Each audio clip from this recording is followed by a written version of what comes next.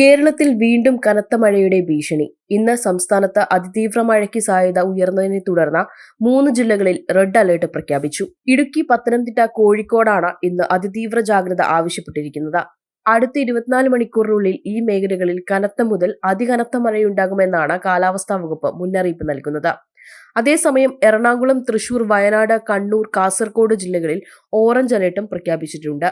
പത്തനംതിട്ടയിലും ഇടുക്കിയിലും മലയോര മേഖലകളിൽ പെയ്യുന്ന മഴയാൽ മണ്ണിടിച്ചിലിനും വെള്ളപ്പൊക്കത്തിനും സാധ്യത വളരെ ഉയർന്ന നിലയിലാണ്. ആളുകൾക്ക് നിർദ്ദേശം: പുഴകളോടും മലകളോടും ചേർന്നുള്ള പ്രദേശങ്ങളിൽ താമസിക്കുന്നവർ കൂടുതൽ ജാഗ്രത പാലിക്കണം. നദികൾ നിറഞ്ഞൊഴുകുന്ന സാഹചര്യമുണ്ടായാൽ ഉറവിടങ്ങളിൽ നിന്നും ഇടതൂർന്ന യാത്രകൾ ഒഴിവാക്കാൻ അധികൃതർ ആവശ്യപ്പെട്ടിട്ടുണ്ട്.